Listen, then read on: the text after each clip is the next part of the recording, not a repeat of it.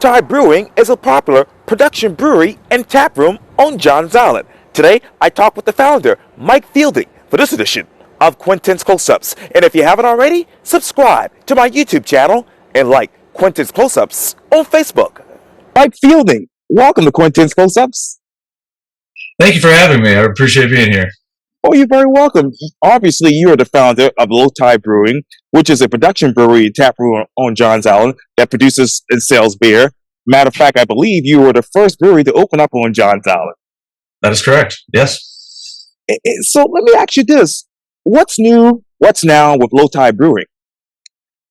So we're kind of getting into the off season right now, so giving us an opportunity to kind of reflect on the year in the past and kind of plan for things coming up. But we got some fun Christmas beers that we just released. We have our Brunch with Santa that we do every year, and so we have 2022 and 2021 vintages left. We have our Frost My Buttons gingerbread Weizenbach that we brought back, and then this year we have an eggnog and nitro golden stout that we have specialty glassware with. So all kinds of fun Christmas stuff going on. Yeah, very interesting with eggnog. I was a little skeptical for a minute, but it all came together. It's actually very delicious. Right. I know a lot of people around here don't like eggnog, so you filled it off. That was amazing. But let me ask you, Mike. Okay, you talked about the past season and obviously reflections. What are you reflecting now on the past season? I think a lot of this reflection, we're looking a little bit deeper than just kind of on the surface. Mine and Selling Beer, we're trying to really look at our employee handbook and our internal processes, how we run meetings, how we just streamline things, how we communicate. Really want to set us up for the future and really kind of take a look at that foundation at a real fundamental level. So it's been, it's not always the funnest thing in the world. Lots of spent time writing documents and reading documents and those kind of things, but it's important, especially at our age. I think we're about to celebrate our 7th anniversary this early spring, and it's a good, after that amount of time's passed, it's a good time to kind of look back. Yes, sir. Okay, Mike. So what is that foundation right now for Low Tide Brewing? So we've we spent a lot of time trying to find it. So a little bit of backstory: we worked with a couple guys at Creature Comforts Brewing out of Athens, Georgia, and they actually took us under our wing, and we did a 6-week program where we developed a clarity gear that kind of talks about our purpose, our mission, our values, and through these interviews and homeworks over weeks, we kind of teased out what we really want those values to be at a deep fundamental level, and then using that clarity here to then decide how we want to make moves going forward with priorities and trying to set those priorities, as well as giving us the opportunity of knowing what we want, and then therefore giving us the opportunity to say no to distractions that's not in that critical path of what we're trying to go for. And so I guess just to give you guys the final, we're still tweaking out a few things, but our purpose is to actually, this is also new. I should probably pull it up, but it's I need to bring it up. But next question, I'll have it. Okay, no worries. So what exactly do you want right now with your company, Mike? On a fundamental level, we want to brew great beer. Right. And I think we have a lot out there. Being known on an international stage and on a national stage and on a local stage, we just have a lot more ideas, a lot more things we want to do. But long term, there's a lot of rumors going around, but we are trying to move on to a new spot at some point. We've outgrown our current location as well as it's a leased spot, and so we'd like to find a forever home for Low Tide Brewing where we own the land and the building, and just kind of gives us a spot to cruise on into the sunset where we can have full control over everything, as well as some more capacity. We have days where the parking lot fills up, we have days where we can't make beer fast enough, and so we just want a little bit more elbow. Yeah. So where in this low country would be ideal for that capacity? Yeah, so we want to stay on Johns Island and stay in the Low Country. Okay. John's Island is a community that we've really embraced. They've embraced us, and I'd say almost every staff member, including both owners, live out here. I own a house out here. I'm not trying to compete to North Charleston or anything, um, but it's yeah, no, we've really dug our heels in here, and we're not trying to go anywhere. Wow, that's really amazing. So, uh, you talked earlier about the 7 years. So, what is the biggest difference between, say, 2016 to right now when you think of Low Tide Brewery? Um, Yeah, I mean, obviously, it's a definitely a bigger organization. There's more people going on, and so for me, it's sometimes it's very difficult to let things go at times. When we first started, it's pretty much just my partner and I, and I had my hand in everything, and very quickly we got some bar staff, but I opened and closed the bar for the first 6 months we were opened, and and again, it's kind of that going back to that taking a step back and looking at the foundation. It's when we're growing a number of people, how do we communicate clearly? How do we have a defined message and direction that everyone's reading off the same script? Because I can't just be there all the time, every day, 24 hours a day.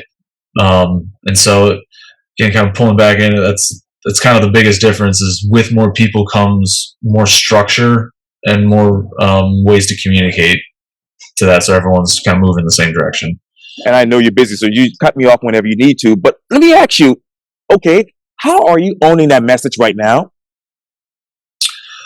Well, again, this is very new, and I apologize. I didn't even have the message off, or the purpose off the top of my head, just because I want to make sure that the word, spent Sure. very time on all the wording, and it's still, we haven't even fully released this to our staff yet, and so this is still very very new.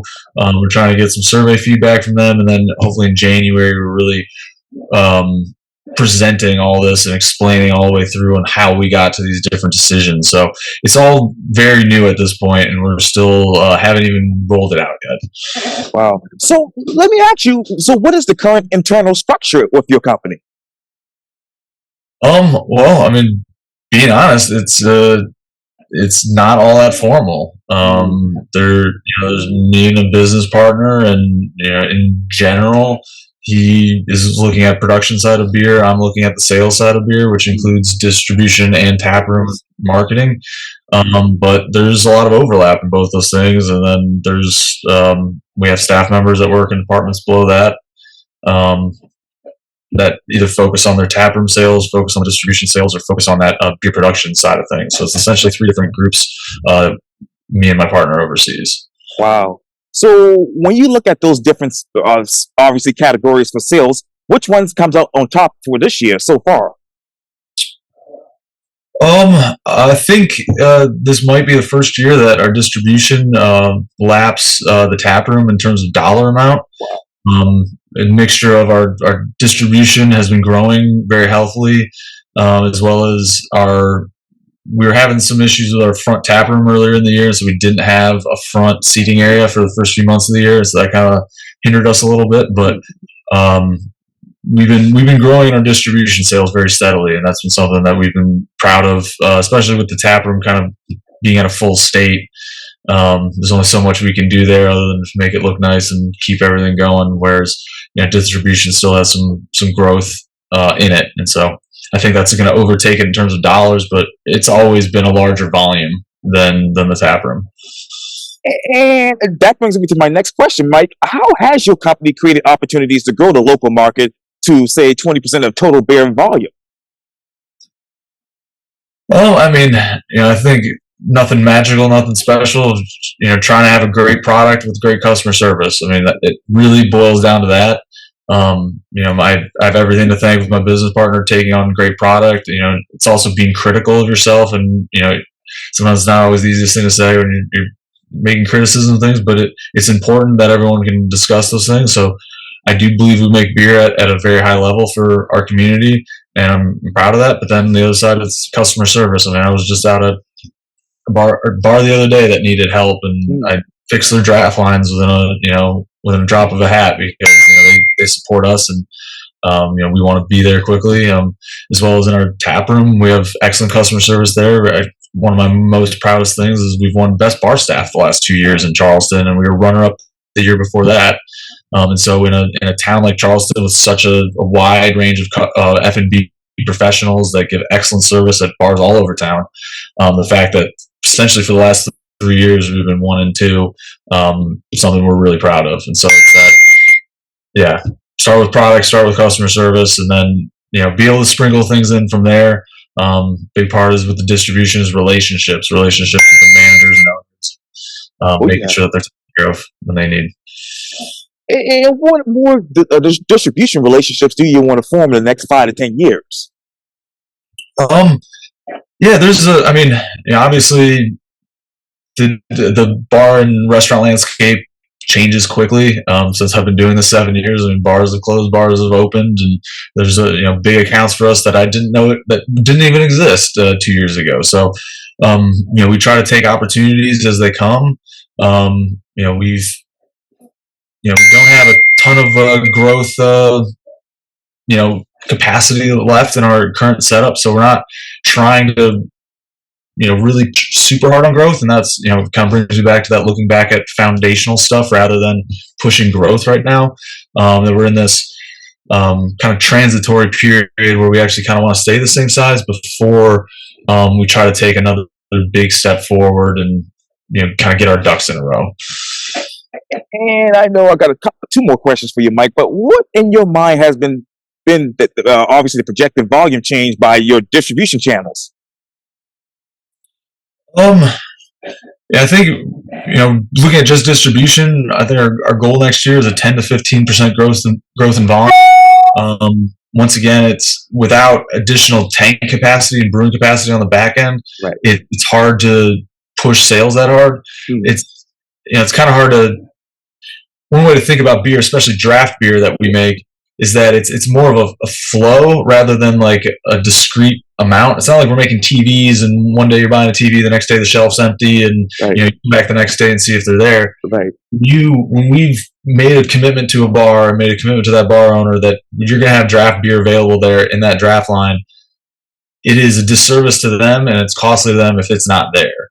And so we can only make the promises that we can make that keeps their draft lines full, and we're going to end up building a house of cards that's going to tumble down if we overcommit to different accounts. And so, we want to be very thoughtful and mindful in our growth, and not overcommit. And without new capacity coming online in the next year, we just want to be very, very thoughtful of that. And again, spend more time focusing on fine tuning our structure in the company as opposed to push, grow kind of thing. There'll be a time for that, but take a pause.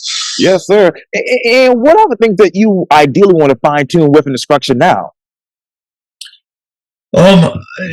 Me personally, one of the biggest things that I want to fine tune is the branding of the company. I think we have great branding going on. You see the logo right there, but we don't have a whole lot of packaging, and that a lot of packaging in the market, especially how hyper competitive it is, it requires a lot of graphics and coherent branding that goes around with that.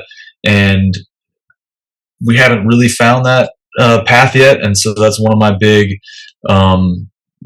personal projects is trying to figure out how to, bring this into cans for our core beer, for our seasonals, for our one-offs, how to make them relate to each other, but still be fun and still represent us in an artistic way, which is something that we struggle with, but we really want to get that in a row before we make that big push.